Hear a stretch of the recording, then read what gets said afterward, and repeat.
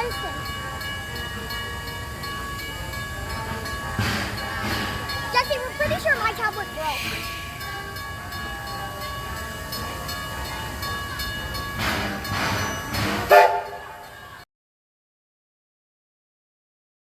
But all she has to do is hit the panic button and it'll alarm. So she'll know where it's parked. Was this the train you wanted to ride on? Is that what it was?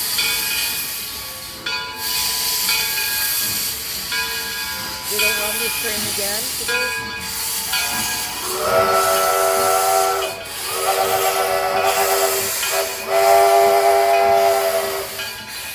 I'm sorry, Jess.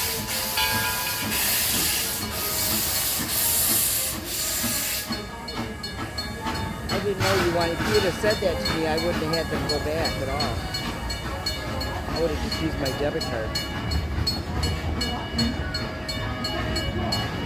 Oh well. That's okay.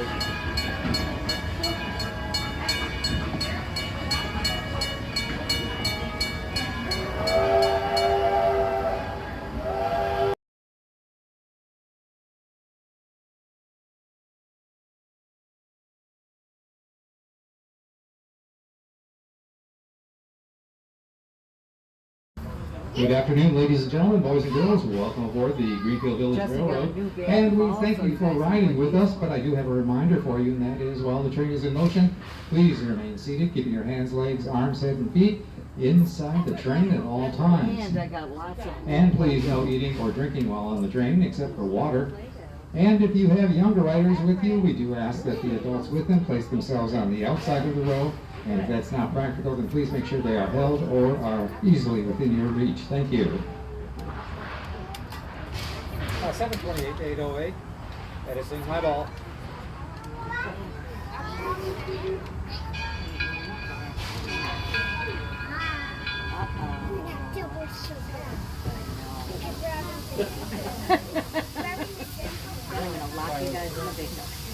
Oh, I also gotta grab my phone. And as we start to move forward, let's wave goodbye to Willow. She's our station master here today. And we're starting to move into the Railroad Junction district. This is one of our 7 districts here at the village.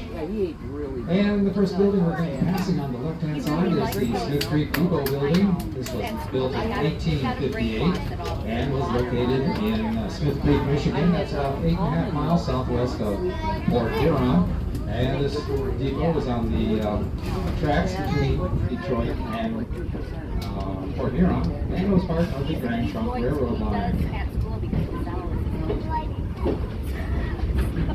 Now, we do have some new construction taking place here in the village, and you can see it over there on the left-hand side. That's going to be the vegetable building here in the village.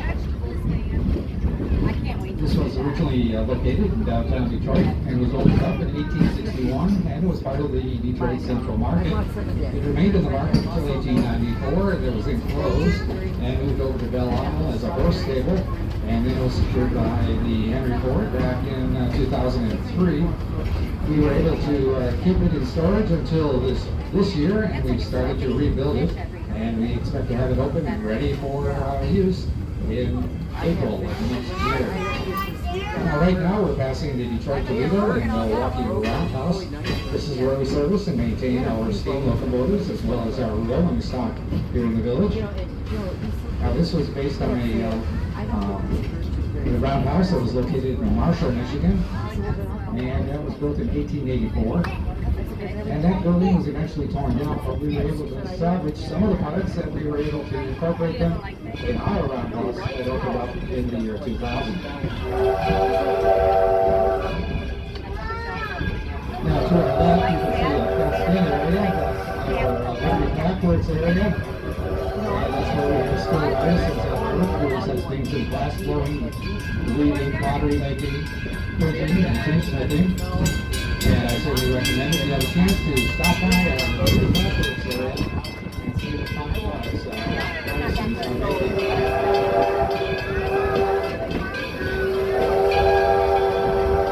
And we're now coming into the working farm district with this orchard on the right-hand side. This features aerial apple trees. over on the right, you can see the Firestone farmhouse that was built in 1828, and it was the birthplace of Harvey Firestone, who went on to create the Firestone Railroad Company. On the left-hand side, we have a small garden area, and our staff who work in the Firestone farmhouse use the produce that they grow here in their meantime meals. And the field on our left is about 7 acres that we plow and plant every year. We recently harvested winter wheat, and we'll be growing some buckeye in the coming weeks. And you can see a field of corn here. This is field corn that will be used for feed for some of our animals. And right now we're coming into the Firestone Station. This is by the main entrance of Greenfield Village. You probably passed it on your way in this morning or this afternoon. And we'll be able to exit on the right-hand side once we come to a complete stop and you hear the train whistle. So I ask that you please remain seated until that whistle blows. Oh, it's done. Can we ride it? Not yet. We got one more little ride. And ladies and gentlemen, boys and girls, welcome to the Greenfield Village Railroad. And for your safety, we do ask that while the train is in motion, please remain seated, keep your hands, legs, arms, head, and feet inside the train at all times. Now, we also ask that you do not eat anything or drink anything except for water while on the train. And if you have younger riders with you, we do ask that the adults sit at the end of the row. And if that is not practical, then please make sure the kids are held or are easily within your reach. Thank you. 728 Does he have to sit? Edison. No, my he's ball. okay. I wanted to sit right there. You know what? You're gonna see more that one. As we get ready to leave the Firestone Station, let's wave goodbye to Hans. He's our station master here today. And as we begin our journey, it's going to take us about 30 minutes to complete the journey, and we'll be going around the inside perimeter of Greenfield Village. It's about 3 miles long, but it does include 2 more stops, one at Susquehanna, which we're heading toward right now, and the second at Smith Creek, before we return here to Firestone Station. Now, Greenfield Village is about 80 acres of land, and it includes about 300 years of history. And right now we're heading into the first of our 7 districts here at the village. This is our Henry Ford Model T district. And you can see that white building on our left up ahead. That's the birthplace of Henry Ford. He was born in one of those upstairs bedrooms on July 30th of 1863. Now the house was actually built in 1861, a couple of years before Henry was born. And he was the oldest of 5 siblings. Now the farm itself was located about 2 miles away from where we are today, in the area of Ford Road and Greenfield Road.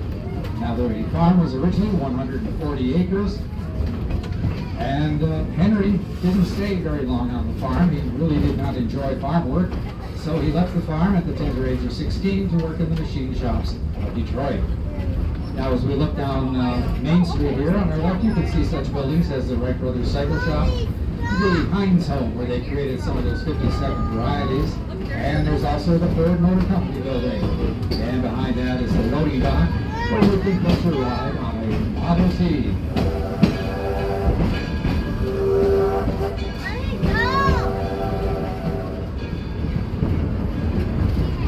And we're now heading into the Thomas Edison Work District. And you can see a statue of Thomas Edison on our left-hand side. He is seated there, and he's probably thinking about what his next invention will be. Now, if he had another idea, it probably would have been developed here at the Menlo Park Laboratory, the gray building on our left. This is where he developed the incandescent light bulb, the photograph, and believe it or not, the process for vacuum packing food, among many, many other inventions. Now up ahead, you'll see on the left-hand side, the mustard-colored building next to Sir George Boarding House, and that's where many of the single, unmarried men would stay to work for Edison.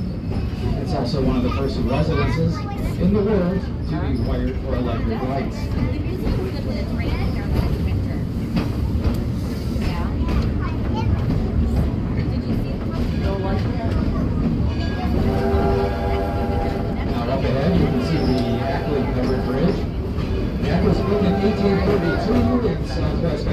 Pennsylvania. It's a 75-foot span that went over the Wheeling Creek. Now, Porches and Parlors features a number of homes that some famous individuals have lived in, and others that were not occupied by famous individuals, but they all give you some ideas about the lifestyles and traditions of the individuals who lived in them and the times in which they lived.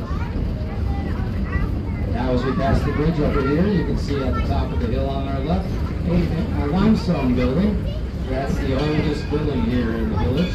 It's the Cotswold Cottage, built in 1620, and it was located in England. Henry Ford enjoyed the stylings of those Cotswold cottages, and he had his agents on the lookout for one that he could buy. And they found this one. It has been called the Rose Cottage, and it was brought over here to Greenfield Village after his agents purchased it. All right, we're now at the Susquehanna Station. Please remain seated. Wait for the bell.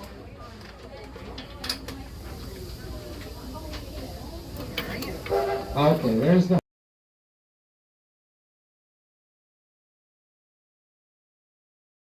ladies and gentlemen, boys and girls, and welcome aboard the Greenfield Village Railroad. And before we start, let me remind you that while the train is in motion, please remain seated, keeping your hands, legs, arms, head, and feet inside the train at all times. And please, no eating or drinking on the train except for water.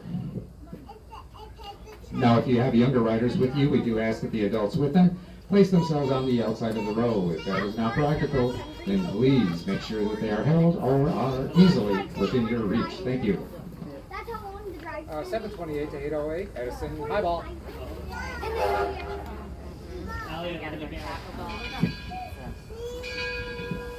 And as we start to move forward, let's wave goodbye to Ken. He's our relief station master today, so you'll be seeing him at all three of our railroad platforms.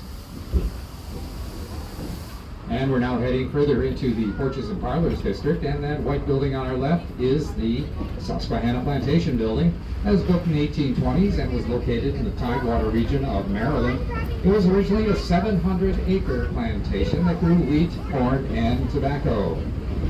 Now, the oldest American-made building here in the village is the reddish one here. This is the Plimpton Family Home. This was located in South Sudbury, Massachusetts, and was built in 1640. And imagine this, 2 adults and 7 children lived in that small home. And right now we're passing the Ferris windmill that was built in the 1600s and was located on the north shore of Cape Cod. And there's the Daggett Farmhouse. That was built in 1754 and was located in Coventry, Connecticut. And it's an example of rural living in colonial America.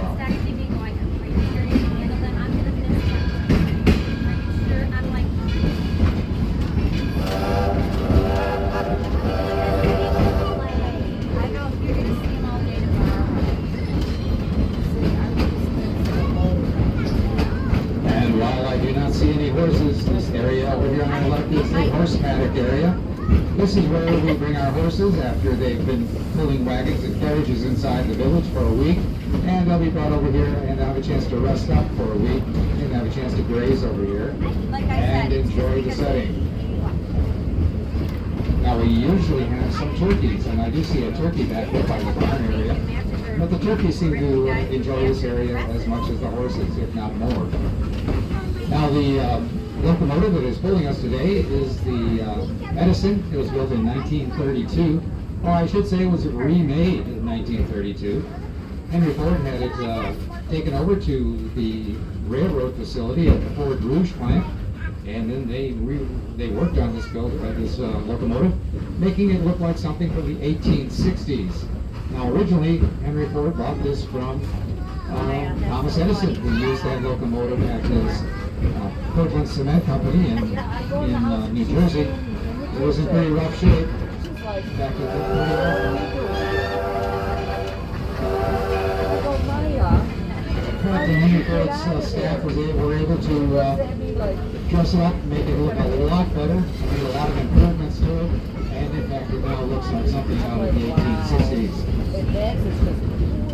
Now, Beaver Hill is what we're passing on the right-hand side. This is where our first paddock area was at one time. Now it's a parking lot, and we use it for overflow when we run out of spaces by the main gate.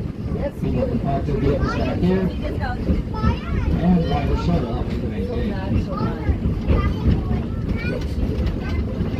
And now I'm going to remain silent for the next few moments and let you enjoy the sights, sounds, and even the smells of locomotive travel back in the late 1800s and early 1900s.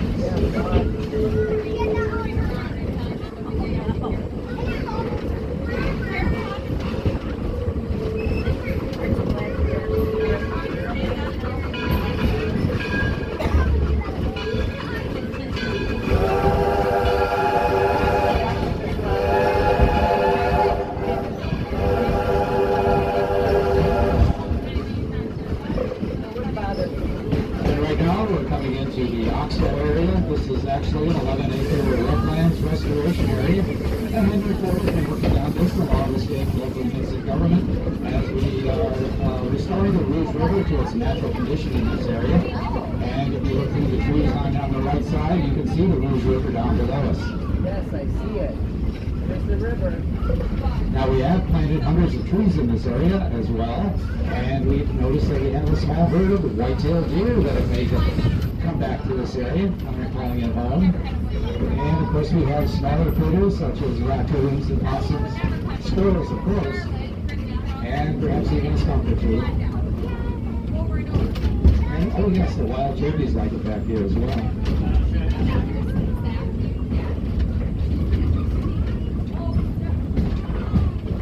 And we're now coming into the Walnut Grove. This is a special event field that we use during the summer. And if you look on the left, you'll see the markings of a baseball diamond. And that's because our historic baseball teams, the Wabidas and the Nationals, play baseball here on Saturdays and Sundays. And they play according to rules written back in the 1860s. Now this weekend is a really special weekend, as we're going to have the World Tournament of Historic Baseball Teams playing here, starting on Saturday morning. The games will feature a number of teams from the Midwest that will be playing here, along with our Wabidas and Nationals. Yeah, Now this up is the ahead, baseball you can field see right the Henry Ford Academy. That's a public charter school. It's open to students who live in Wayne County, Michigan. And students are selected by lottery for the academy. And when the academy is in session, we have about 500 students who attend. And that's for grades 9 through 12. Now the 9th graders actually have their classes at the Henry Ford Museum of American Innovation. 10th, 11th, and 12th graders have their classes over here. Now as we go around the curve here, you'll notice on the left-hand side a large boulder that has been painted blue. And that contains the names of all of our graduate seniors for this year's graduating class. Now up ahead, you'll see some Pullman cars that have been connected. And you might be wondering what they are for. Well, those are actually classrooms. And they're used by our seniors during their final year here at the Academy.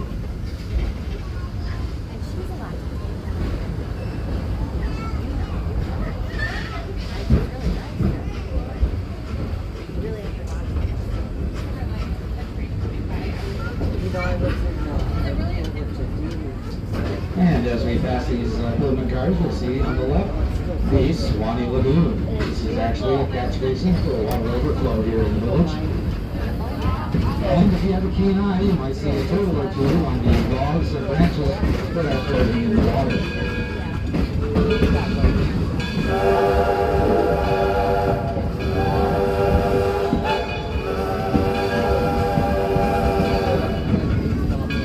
And I should mention too that we do have one large snapping turtle in here. These are large as garbage can wood, and we bonded all with silver.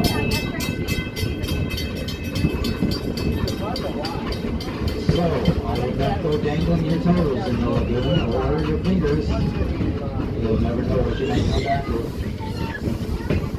Now as we ride past the lagoon area, you'll see the Martha Mary Chapel on our left. That's a popular wedding venue here in the village. Look, girls. Martha Bryant, Henry Ford's mother-in-law, and his mother, Mary Ford. And now we're passing on the left to Taste of History. This is a cafeteria-style restaurant. It's open until 5 o'clock, but stops serving hot meals at 3 o'clock. But it's a great place to go for snacks throughout the day. Now, the right building on our left is the Eagle Tavern. That's another restaurant that we have here in the village. That's a little more formal perhaps, but it does feature a menu that goes back to the 1850s and our serving staff in the Eagle Tavern also wear clothing that's appropriate for the 1850s. So it is a good, unique dining experience in there. And if you're interested in going there, you'll have to make your reservations rather quickly because they do close at 3 o'clock. I might just grab a hot dog. Now we're coming into the Smith Creek Depot. This is a jumping off point for Liberty Craft Works Railroad Junction and Main Street. You can take a short walk over to Main Street and catch a ride on our 1913 Bershowski Carousel. Perhaps that will cause you to relive an old memory or create a new memory on our carousel. I usually just use. All right, please remain seated until you hear the train whistle, I'm gonna have to get some. and we will be exiting on the left-hand side of the I'm train. so excited that he likes this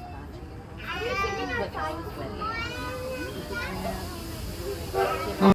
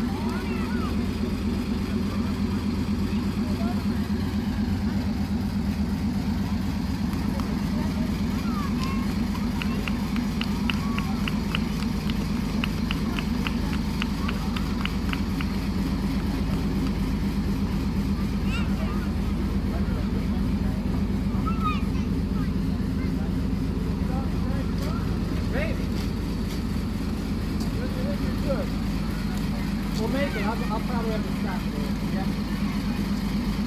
Going down a little bit. I only have to push it halfway. It's still well built.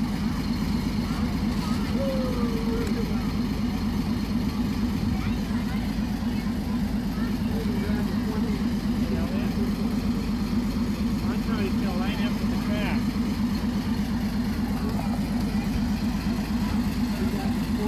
Line up the track, and then we're going to send the thing over to keep it warm. You got to line it right up, and then pick it up, and it brings it over the top.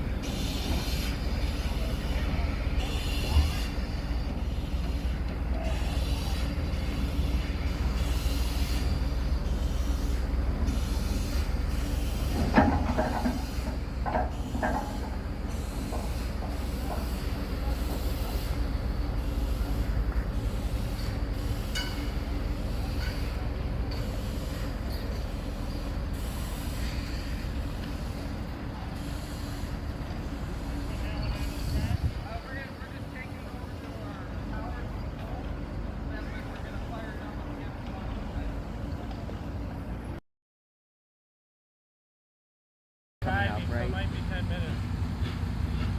I just went to a car show here this year. It was earlier in the summer. It's really a nice show. He's leaving. It's some great cars.